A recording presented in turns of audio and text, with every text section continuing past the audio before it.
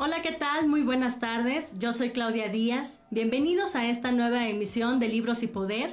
Recuerden que el conocimiento es poder y yo estoy muy agradecida, como siempre, a Grandeza de Mujeres, Mexicanas y a REC Radio Empresarial Querétaro por este espacio en el que siempre nos da la oportunidad de tener a invitados de gran talla, en el que nos puede brindar mucho conocimiento hablando en temas del poder. Y el día de hoy quiero agradecer infinitamente por esta invitación a Arturo Maximiliano, que se encuentra el día de hoy con nosotros. Gracias, Clau, por la invitación. Arturo Maximiliano es un personaje hasta hoy importante en la política queretana dentro del municipio de Querétaro, porque hasta hace un par de meses estaba en los altos índices de popularidad en el municipio de Querétaro para la alcaldía. Ya hace unos meses, claro, ya pasaron, yo creo como unos 4 meses ya nos pasaron. Pero se va el tiempo volando. Oye, pero esta energía y estas ganas de seguir participando no se quitan, ¿no? Sí, no, pues mira, para mí el tema de la política, siempre lo he dicho, hay muchas trincheras para vivirlo. Yo he tenido la oportunidad de ser funcionario público en cargos muy relevantes. Tuve una época secretario de ayuntamiento aquí en Querétaro, fui presidente del Congreso, diputado local, pero la política también se ve mucho en el análisis, en la escritura, ¿por qué no? En la asesoría. Entonces, pues para mí es una vocación de vida que ya es muy difícil que se me quite. Sí. Yo luego les digo, como coloquialmente se menciona, pues que no es gripa, ¿no? No te quita tan rápido.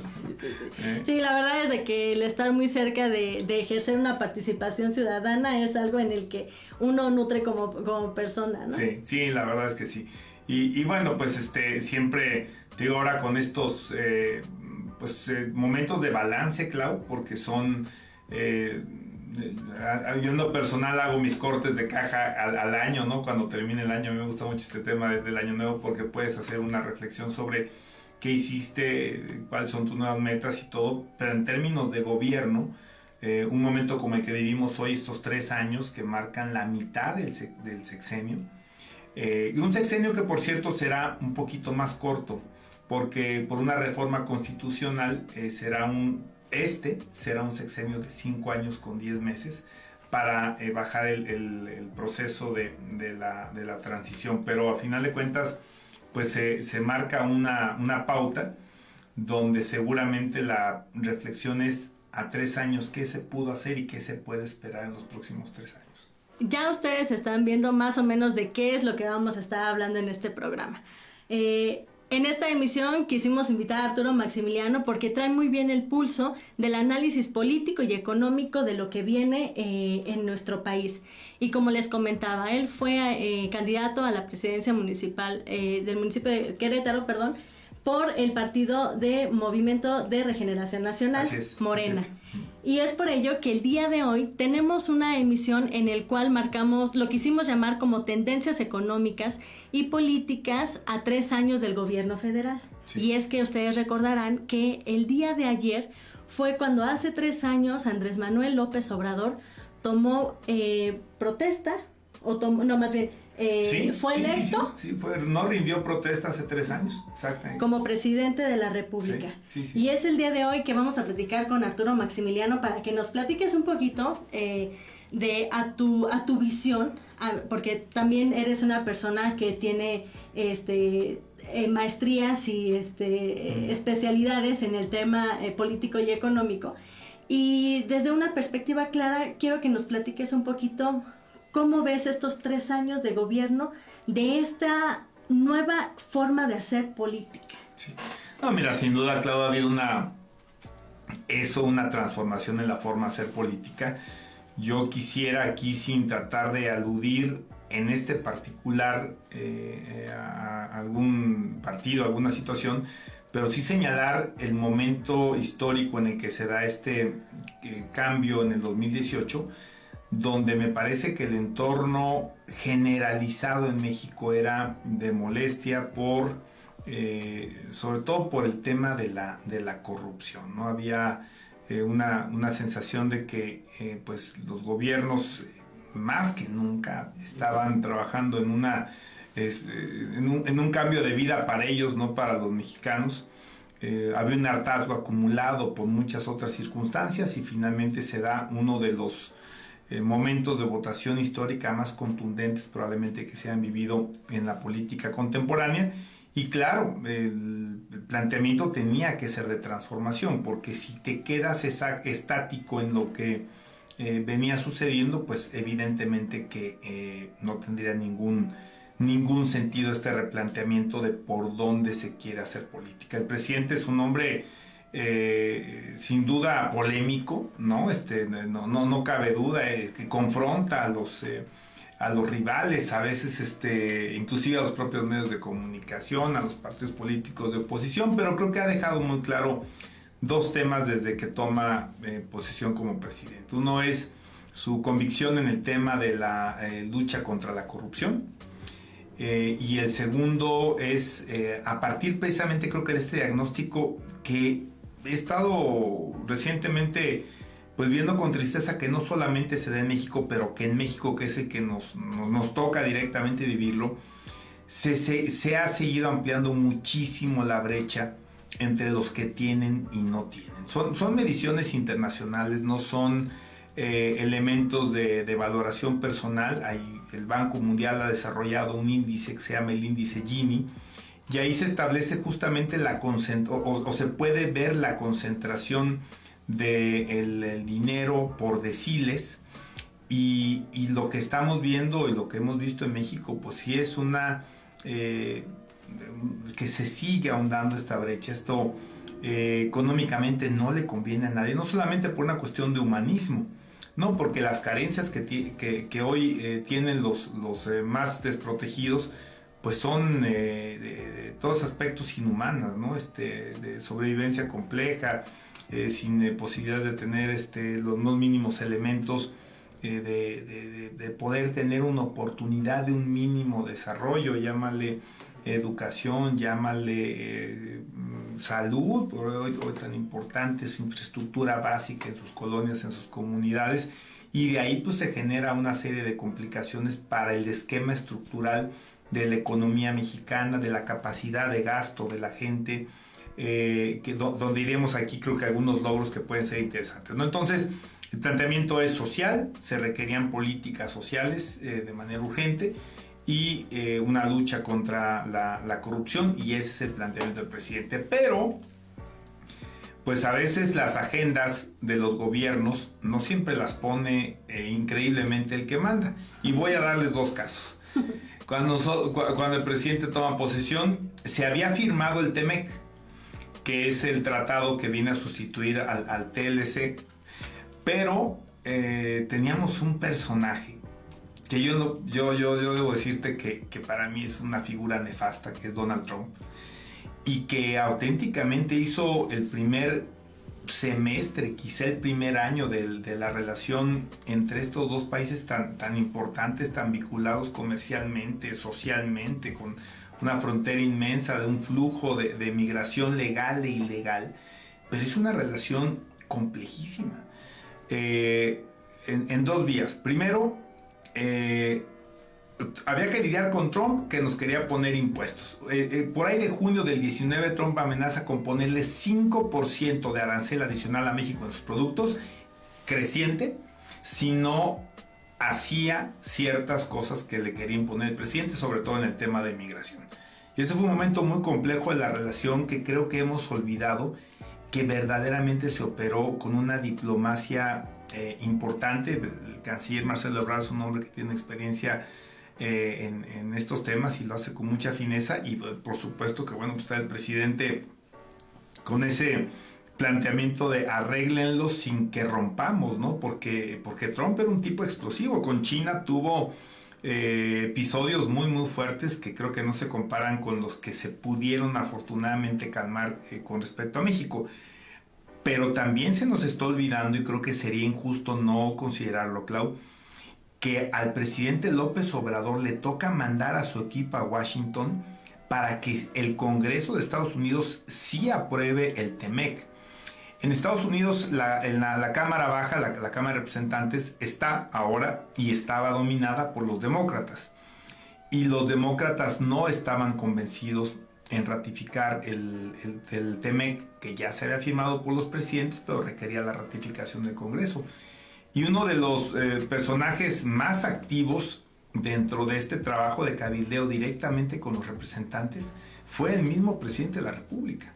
Recibió a algunos en Palacio Nacional, si mal no recuerdo, y por supuesto el equipo operativo en Estados Unidos, en Washington, el doctor Seade, que es el subsecretario del área de Economía, pues fue también un trabajo muy detallado para poder tener todavía las últimas adecuaciones que permitieran algo que se vislumbraba como uno de los grandes retos y uno de los grandes detonantes de estas economías norteamericanas, que era tener un nuevo Tratado de Libre Comercio, este TEMEC, y que sí era necesario porque los tiempos han cambiado mucho, Clau. Cuando se firma el primer Tratado de Libre Comercio estábamos en los 90, se entra en vigor en el 94. Hoy, solamente pensar en que no incluyera cuestiones energéticas, que no incluyera cuestiones tecnológicas, hoy que estamos en el momento donde todo lo hacemos por la tecnología, donde hay una actividad comercial que está basada en la tecnología, pues era imposible de preverlo, ¿no? Y se tomaron otras previsiones que tuvieron que ver, por ejemplo, con la democracia sindical, donde gracias a este nuevo tratado, hoy México ya vive procesos sindicales internos en el país que están apegados a las nuevas reglas que se trazaron a partir del TEMEC, y me parece que esto es muy bueno, no solamente para el interés que tenían los norteamericanos, los inversionistas, en que fuera así la vida democrática sindical en México, sino para los propios empresarios mexicanos, ¿no? Entonces creo que esto es muy bueno, y ese es en el ambiente tan complejo de esta relación con Estados Unidos, entre el TEMEC, entre los arranques de Trump, donde toma el presidente el país, y que tiene que lidiar inmediatamente con ello. Romper estructuras no es fácil.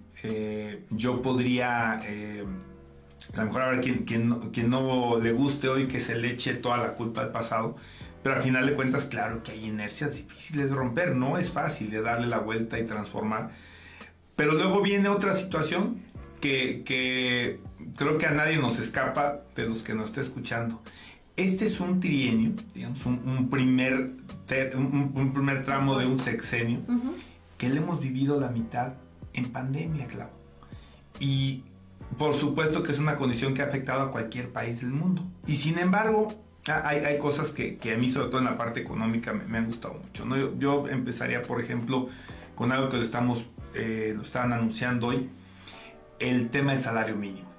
El salario mínimo ha aumentado ya prácticamente al doble desde que entró este gobierno, por supuesto con la cooperación del sector patronal, porque las decisiones las toman de forma tripartita, las toma el sindicato, la toma el gobierno y la toman los patrones, pero la verdad es que el empuje ha sido importante, entendiendo que no alcanza, que no alcanza el salario mínimo.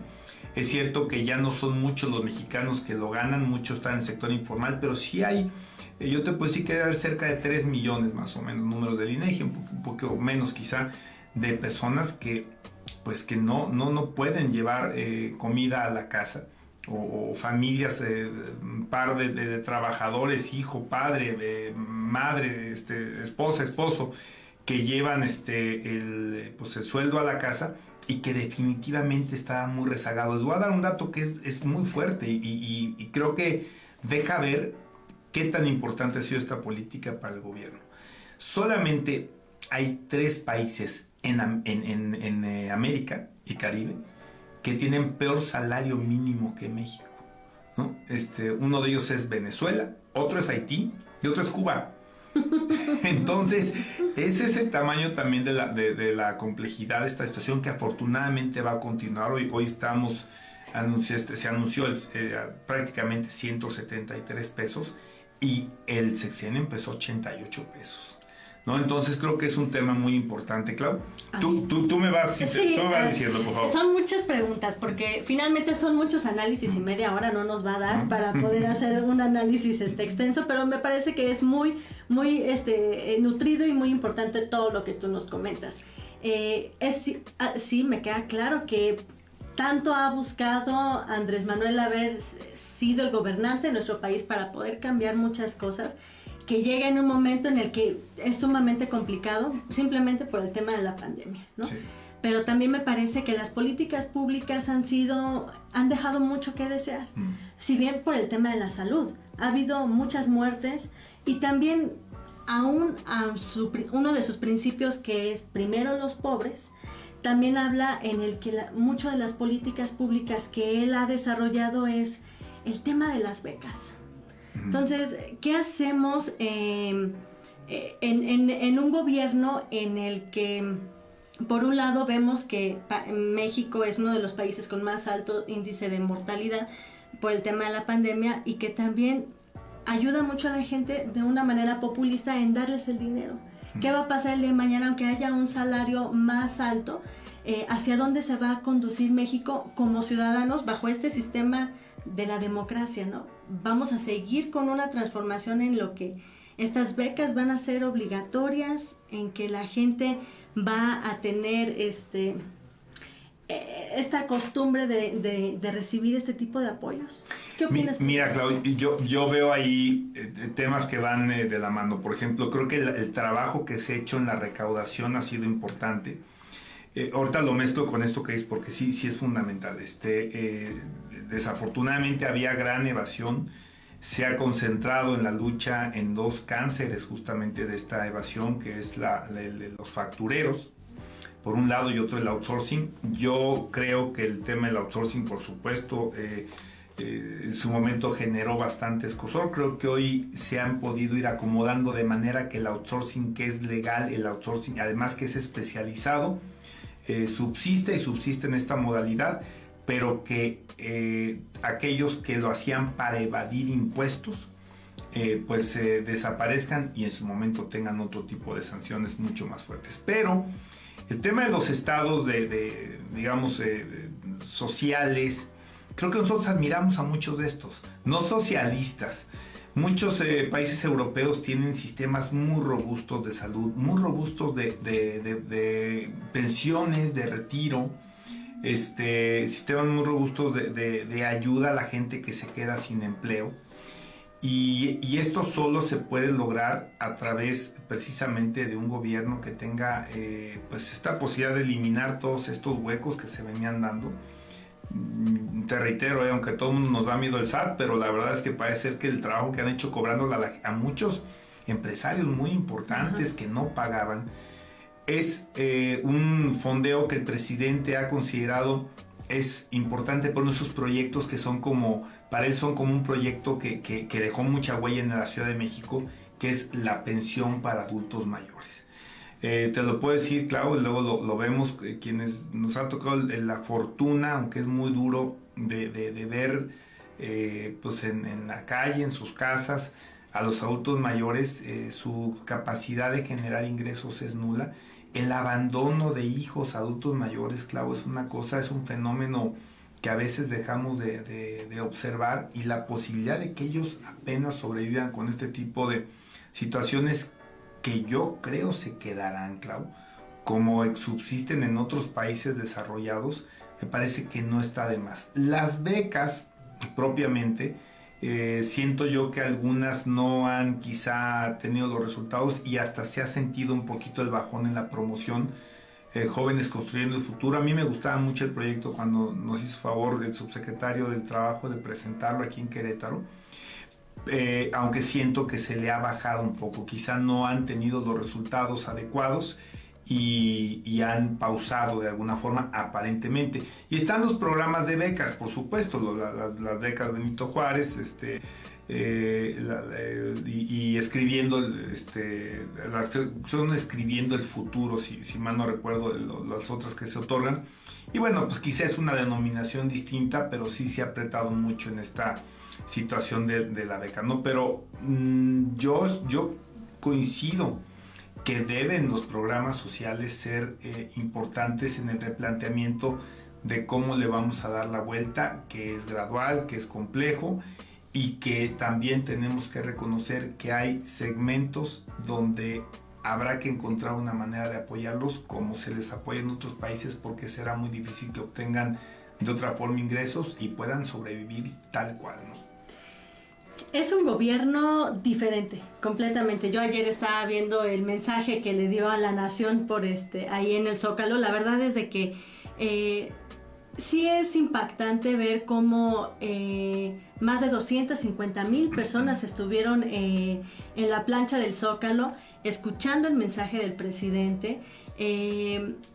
Y digamos que esta nueva forma de gobierno, quiero que tú me digas honestamente, ¿sí consideras que está existiendo una cuarta transformación? ¿Que está sembrando, que ya está floreciendo una cuarta transformación? Mira, la verdad es que yo no quisiera ponerle número, yo sé que es un tema que se ha popularizado. Sí creo que se estén tomando pasos en diversas áreas. Es que son muchos temas que se nos... ¿Sabes qué pasa, Clau? Está tan polarizado esto. Todavía no llego a esa parte. No, odiamos o amamos sí. y bueno, y el presidente, te digo, confronta y a lo mejor estira todavía más esa liga. Por ejemplo, todos los temas importantísimos para los mexicanos. La reforma del sistema de pensiones, donde el gobierno se ha metido con todo. Nos anuncian en estos días la baja de las comisiones. Tenemos de las comisiones más altas de manejo de las afores, que las pagamos los que tenemos justamente depositado ahí fondo de ahorro para nuestro retiro, al margen que puedas tener otros medios para retirarte.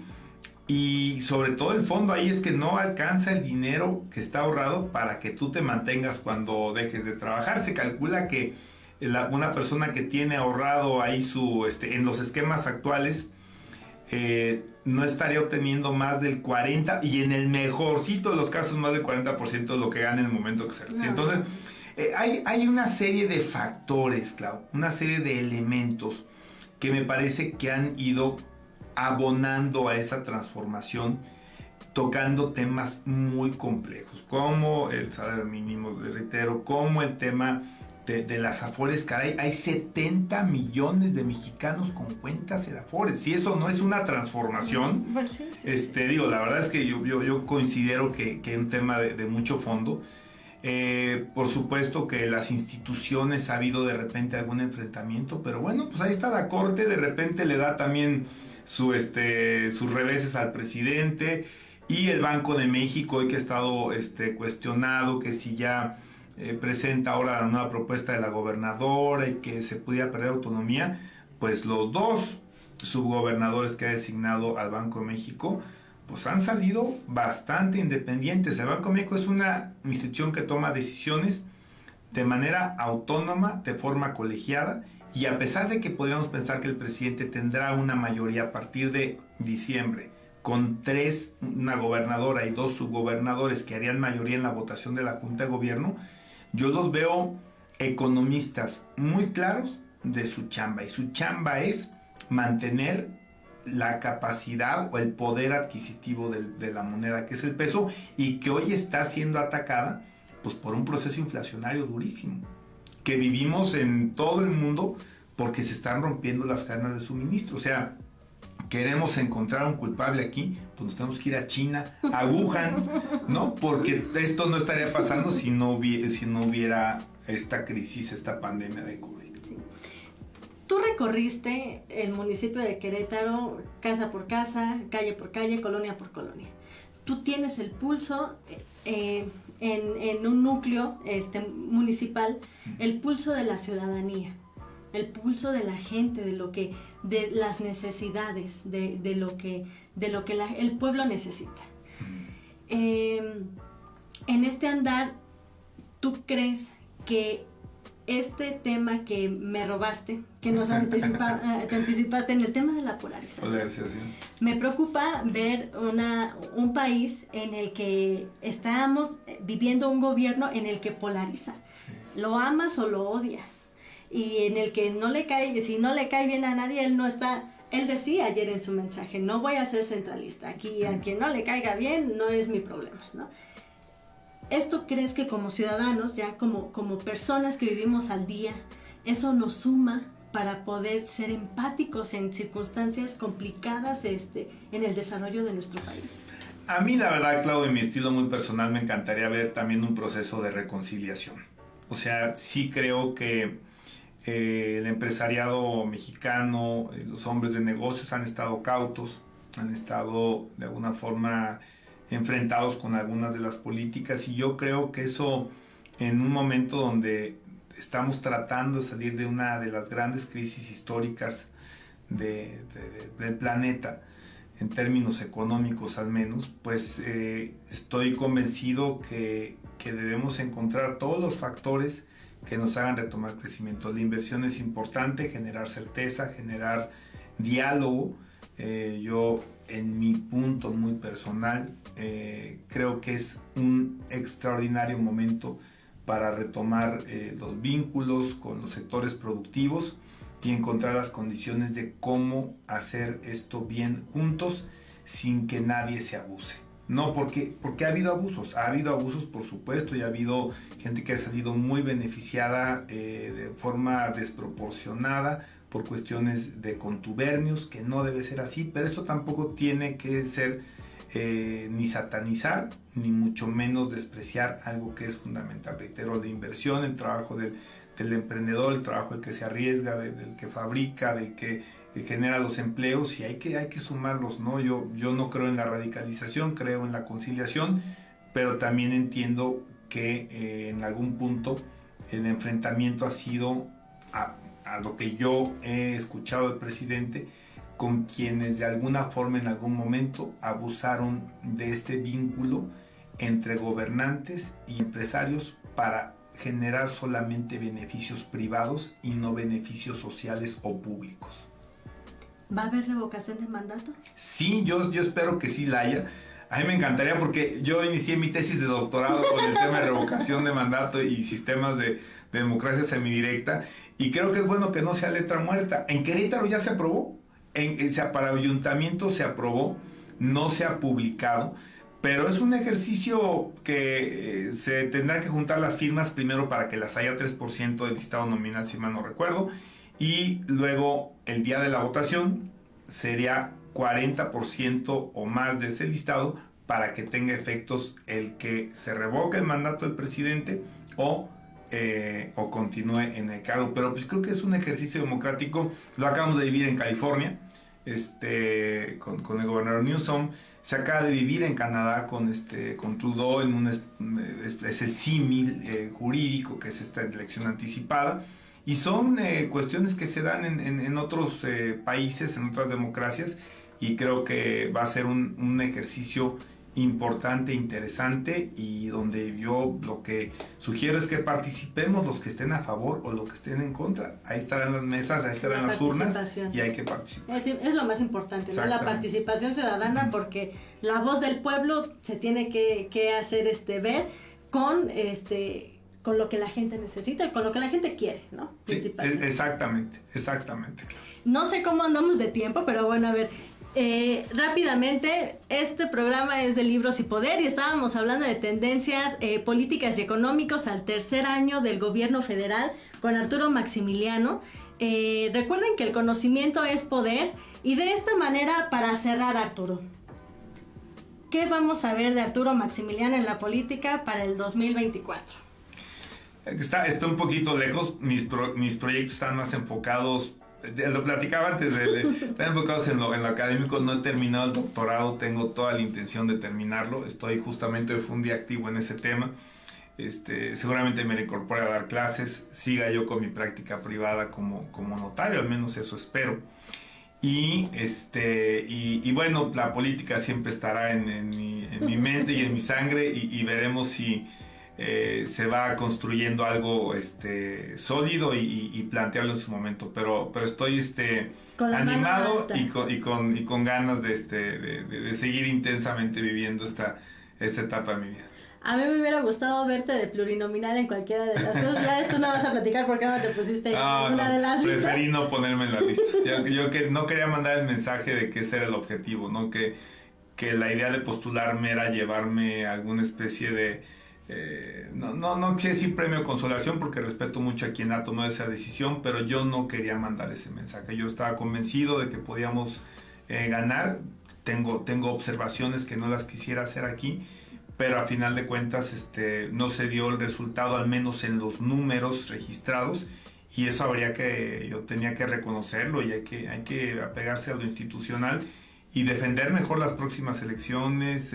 Hablo a título de partidos, y si me vuelve a tocar a mí, pues aprender de algunas experiencias que también te van forjando elementos para lograr los objetivos. Sí, para los que amamos de la política, hacer política, pues cada 3 años, yo creo que desde cada 2 años vamos preparando las opciones para dar unas mejores propuestas a la ciudadanía, para poder ser los verdaderos representantes que el municipio, el estado, el distrito necesita, ¿no? Así es, Clau, así es. Arturo, compárteme tus redes sociales, por favor. Sí, Clau, ya están homologadas, hasta donde yo sé solamente es una @AMaximilianoGP, en TikTok, en Instagram, en Twitter, en Facebook, y bueno, en YouTube creo que no.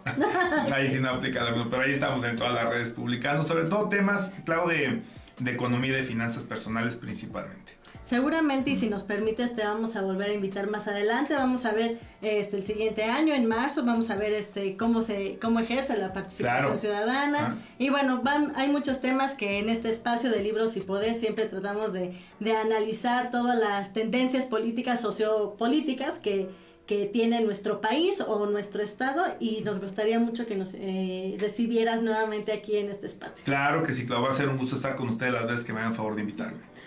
Bueno, pues muchas gracias a todos ustedes. Recuerden, yo soy Claudia Díaz Gallou. Este programa es de Libros y Poder. Recuerden que el conocimiento es poder. Síganme en mis redes sociales, en Twitter, en Facebook, en Instagram, como Claudia Díaz Gallou. Recuerden que cada jueves tenemos algún invitado especial, y bueno, siempre con temas relevantes y temas muy importantes. Muchas gracias a Grandeza de Mujeres Mexicanas, a Radio Empresarial Querétaro, a todos ustedes que nos están viendo. Arturo, para finalizar, ya se me andaba yendo, te traje este regalo. Ay, claro, muchísimo. No, bueno, y de Stiglitz. No, de la gran brecha. Habla de la desigualdad, y me parece que es un buen tema para que tú sigas haciendo tu participación ciudadana en la política, que seguramente te vamos a seguir viendo aquí. No, hombre, Clau, me diste en mi mero mole. Muchas gracias. Muchas gracias a todos ustedes, y nos vemos en la siguiente emisión.